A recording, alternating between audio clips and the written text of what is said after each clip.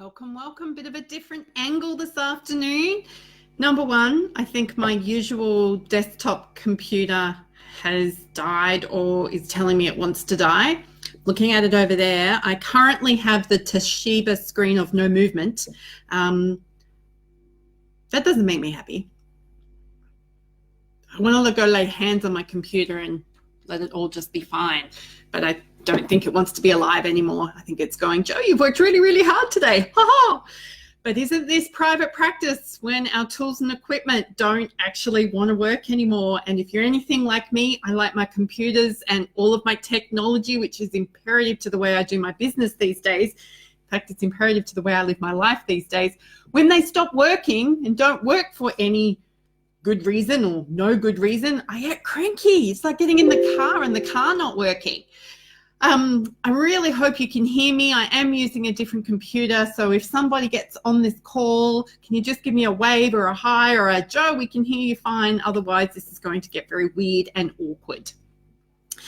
Before my computer decided it didn't want to work, I did have a different angle I wanted to talk to you today about self-care. Self-care and looking after ourselves in our businesses. And I'm going to talk to you about the all-important but very dry and boring topic of insurances. So we need to be grown-ups if we are going to invest in ourselves and in a private practice. Now, even if you're an employee, you need to take notice of what I'm about to tell you. We have responsibilities as health professionals to make sure that we are protecting ourselves. That's what insurance is about.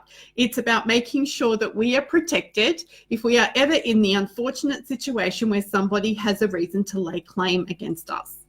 Now, we all know, especially here in Australia, that you are not going to get any work from any person unless you can demonstrate your professional indemnity and your public liability insurance. Most Australians will have that as a combined policy. There's lots available. My recommendation is please speak to a broker about what your needs are. For the Americans and other people watching this video this afternoon, I want you to understand that you have a responsibility to make sure that you are insured as well. So our professional indemnity is, you have similar products available in the US. It's where people sue you for malpractice. Public liability is if somebody came into where you do your services, whether that's even in someone else's building, if they trip over, fall over, hurt themselves, you need to be insured against a claim that they could have for personal injury. That's actually not enough. As you become more lucrative or serious about your business, you need to start understanding that there are other things that you need to insure.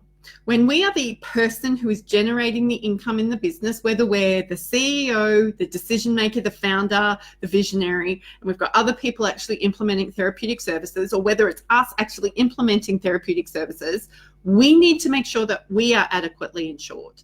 Now, given the work that I do in the industries that I service, I see people all the time who wake up one morning and their capacity to earn has been taken away from them.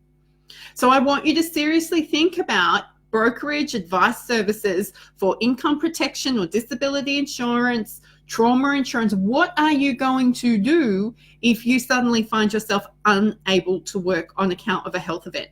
Given that 1 in 5 people in Australia are living with mental health diagnosis, we've got the rise of chronic health conditions, we've got more and more cancers being diagnosed. You can't leave this to chance. And I'm sorry, I don't want any of us having to leave this to our social security systems. Yes, we are very fortunate here in Australia to have a Medicare system, but it doesn't provide us the best care. It provides us with a level of care. But if you've been working in health, you know that that's not going to provide you with good quality care, and it's not going to provide you with choice. And when you're insured, you end up with choice. Then we've got things like health insurance, insuring our health. Disability income protection is different to health insurance. I think we need to consider both.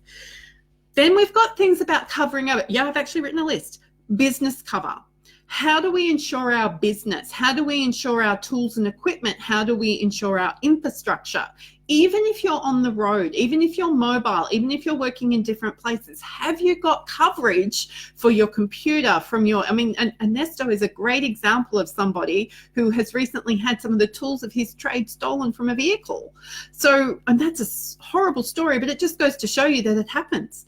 And that's not the first time I've heard about it either. But if you were to travel tomorrow on any public transport and your equipment got smashed, is that insured? How would you replace that? How would you replace that? Hello to the person who is watching me. Nicola, hello. Hello, lovely lady. I have been head down doing all the things all day today. I will be catching up with you very, very soon. So have you got your business covered? And some of the things, the nuances that come under that are things like if you do a lot of travel, are you corporately insured for your travel? So I personally don't have a corporate travel policy. I make sure I have travel insurance every time I travel. Pay a little bit extra, but for me, it's a cost-benefit analysis. I don't need corporate travel policy because my team isn't traveling per se, but when we get to the point where there's lots of travel happening for the business, then that will be something that I'll be considering because I don't want to lose my luggage. I don't want flights getting canceled. I hate cancellations of flights, but I have two friends this week that have been stuck in Brisbane on account of flight paths between Sydney and Brisbane getting stuck. One of them wasn't able to work for 2 days because of that. Very inconvenient, but if I couldn't work for 2 days and I was doing nothing but seeing clients, that would be a massive detriment to my business. Cybersecurity. Now we're all running online businesses these days. We can't really do the work that we do without having some sort of internet connection. But how secure are you online? Are you secure enough to withstand a cybersecurity attack? Don't tell me they don't happen. They happen to the big companies. We are all at risk of this. Have you had your needs in terms of insurance needs looking at cybersecurity for yourself? Because if your accounts got hacked and your information got leaked and the private information of your client got leaked, you are going to get into trouble for that. People are going to come after you for that. So my insurance broker has recently brought this type of policy to my attention. Now, I personally haven't paid for it, but geez, I'm thinking about it because the more research I do into how at risk I am, especially given the fact that I have an international presence, I actually think that it's foolish for me to not have this as a part of my business plan. But it's a significant financial investment for me in my business. I'm not giving advice to anyone else, so I now need to plan for that. And then there's things like motor vehicle coverage. Like you would all go and buy insurance for your vehicles, so why aren't we all thinking about this as a cost of doing business? Now, most of these insurances are tax deductible. Certainly are here in Australia, including your income protection, but it's income tax deductible, not business tax deductible, just letting you know that. So you're to be paying yourself wages, people. Ha, ha, ha. So how does this relate to your self-care? Well, it relates to your self-care, and one, it's giving you peace of mind to know that you're operating your business with good quality control mechanisms, that you're looking after yourself. Your biggest assets in your business being yourself, the tools of your trade, your team members, your ability to earn an income. I am not a broker. There is no financial advice given with this video. Disclaimer, disclaimer, disclaimer. I just want us to all take this incredibly seriously. And if you don't have insurance or you're not adequately insured and you live in Australia, let me know. I've got somebody you can talk to. I am not giving anybody insurance advice. What I want you to do is be prepared so that if you got unwell or had a motor vehicle accident or couldn't work in your business for any period of time, you did not need to let your business go kaput. It's no need. We can look after you by self-caring enough to plan for this eventuality. I'm a bit preachy again today, but my computer's not working. We've had one of our good friends, Ernesto, having an experience this week, and I work in this space. So I kind of feel like I have a major responsibility to make sure that I have communicated this well.